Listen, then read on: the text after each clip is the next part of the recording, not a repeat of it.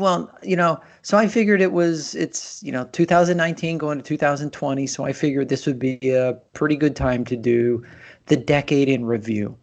Well, my search took a bit of a turn because the first article I found was actually an article from Automobile Magazine, or automobilemag.com, that identified lithium ion batteries as the 2010 technology of the year. And I thought, that's kind of curious. And it really is a 10-year-old article. So I'm reading through it and I'm thinking, well, let's see how they did. And I got to give a shout out to Don Sherman, who wrote the article for automobilemag.com. And he starts with following decades of research and lengthy apprenticeship, energizing cell phones, laptops, and power tools, lithium-ion batteries have begun closing the gap between today's petroleum-fueled transportation and the electric cars of the future. Was this so 2010, right on the... Yeah. Was this right after AC Propulsion had changed their T0 from lead to the Optimum yellow tops to lithium? They just took a bunch of laptop cells like we're used to today, basically, and that's what I was thinking of as you were describing it. Yeah, Casey suspects this is the case. There was a little yellow car called the T0, and it was made by AC Propulsion. They ended up selling a lot of their patents to Tesla. And it ran on lead-acid batteries. I think, 14 or 28 of them, and then they ended up flipping it to lithium-ion batteries. This little car here. Sure. Yeah. And so that's when they switched to the yellow tops. And then right here is where they had switched to lithium, just surplus laptop cells. And then they ended up having a range extender.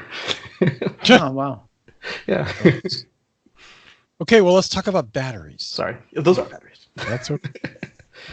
So he calls out in the article here, the Tesla Roadster was Tesla's first car. Of course, it came out. The Mini E, the Volt, and Fisker Karma, the Nissan Leaf. The Nissan Leaf, believe it or not, was just about to arrive in 2010.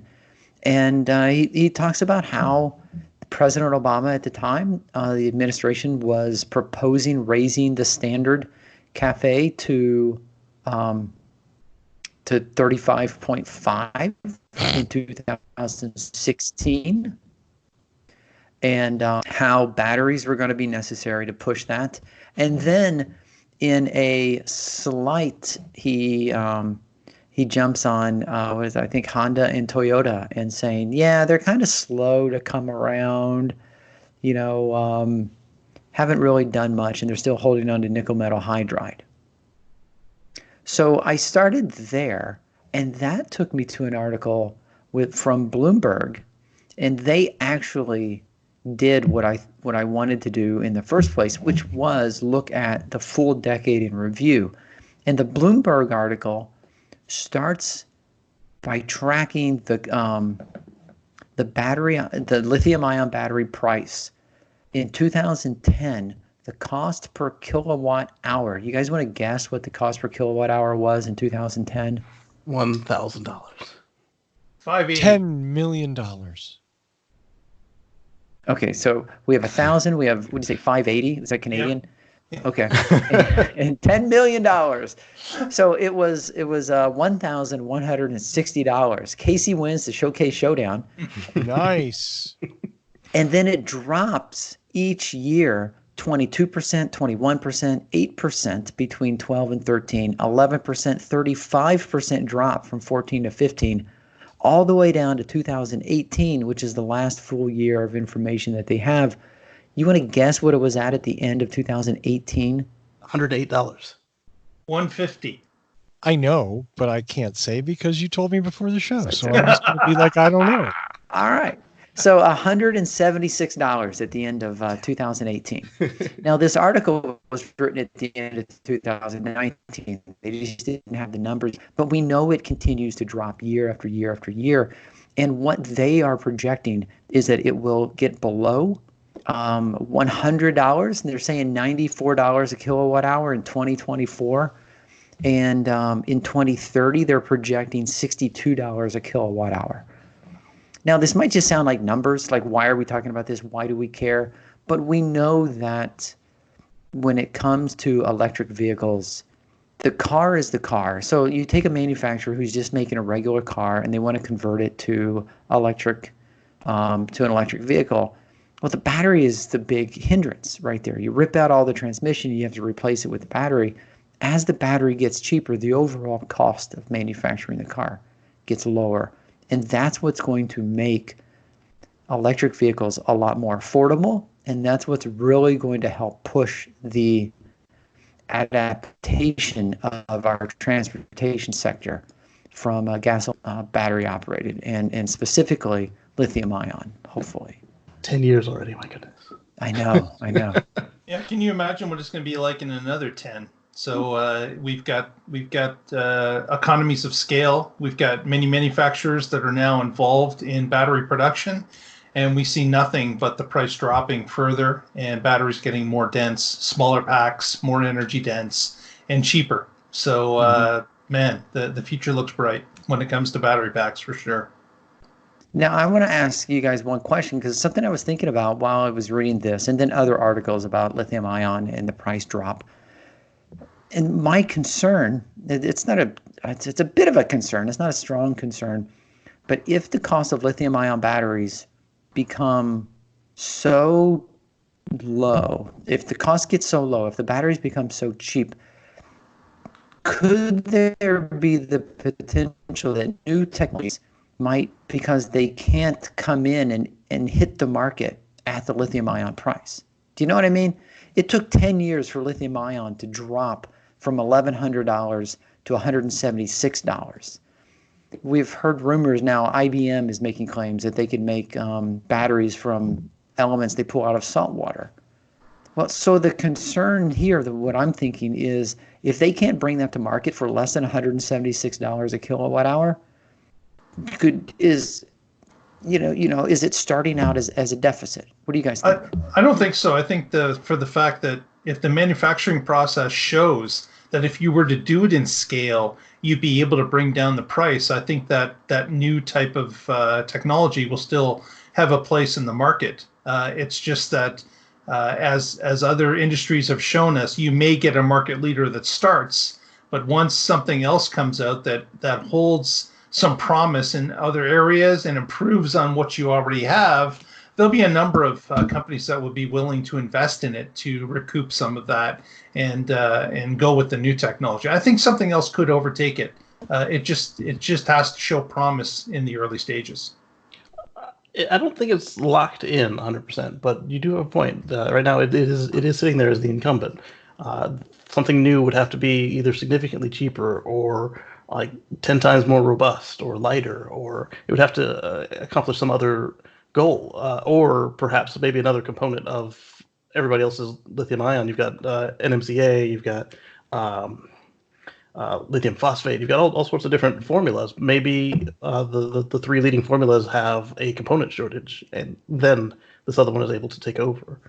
But it wouldn't be the lithium because they don't use a lot of it, and lithium is the third most common element in the universe. But let that cobalt run out, let the aluminum run out. Ooh, you got a problem. Right. We'll all be using hydrogen fuel cells by then. And hydrogen is the most common element in the universe, as we all well know. It only makes sense. Yes. I mean, the amazing thing is that, in 10 years, since this is the other thing about this is our anniversary month. This show started on January 20th, 2010. Oh my God, that's right. Wow. Yeah. So in less than 3 weeks, we're going to have our official 10th anniversary. We'll go into our 11th year of shows. And the changes that have come about since then, I mean, the idea that lithium ion batteries would go down in price in order of magnitude. And we have yet to really encounter any unsolvable problem as far as getting the resources for those batteries. There's lots of talk. everybody like, well, we're going to run out of lithium. That was what, 2 years ago? Oh, we're going to run out of lithium. I was like, what? What are you talking about? Now it's cobalt. We get it. I mean, there are certainly resources are limited by nature, but it's interesting to me that that we've seen this change. I mean, it just, nothing's changed with gasoline cars in the last 10 years like that. Gas mileage has gotten better. Cars are a little safer, but you look at the progress that electric vehicles have made. It's staggering. It's staggering. So, Yeah. And we still have a long way to go. We're at what, under 2% market penetration? Like that. Yeah. Yeah. So, I mean, it's amazing how far we've come, and it's amazing still how much farther there is to go. But we'll get there. I'm excited beyond the automotive industry is the home storage industry for electricity. So those same lithium cells to be placed on some sort of a power wall or equivalent to be able to store electricity from your solar panels, or even if it becomes cheap enough that it makes sense to purchase one of those units just to take the electricity from the grid when it's at lowest rate, and then be able to use that at different times throughout the day and not be penalized for it. That would be remarkable if we could have a unit like that would pay for itself just by taking grid energy and reusing it at different points of the day. Well, Exactly. and look at the companies that are Nissan has a program recycling leaf batteries. So we're even going to see like an extended life for lithium ion electric vehicle batteries that could act as home storage and provide wonderful service, low cost. There's no additional resources needed. It's not a recycling program. It's a repurposing program, to take the good modules, put them in packs, put controllers on them, and boom, you've got home storage. That's really cool to go right from the car to the house. Mm-hmm. Mm-hmm. And not the landfill. Right. Right, and I'm sure repurposing. I mean, we know that the materials can be scraped, and they could be recycled. But if repurposing is less expensive, then that's going to be the decision the companies are going to make. And if they still have years of good use, then reuse them instead of putting all the effort into recycling them. Right. Absolutely. Well, I don't know that anything else has changed to the extent that storage has. And I know it's been a mantra of mine on this show for a long, long time that the problem was never energy generation. It's always been storage. Energy is easy and to find, and we can find it all over the place. It's always been the problem of how to get it from one point to from point A to point B, from where you need it. That's the wonderful thing about fossil fuels. It stores energy very densely. It's easy to burn. It's easy to use. It's crappy, ask the people in Australia how they're feeling about fossil fuels and carbon right now.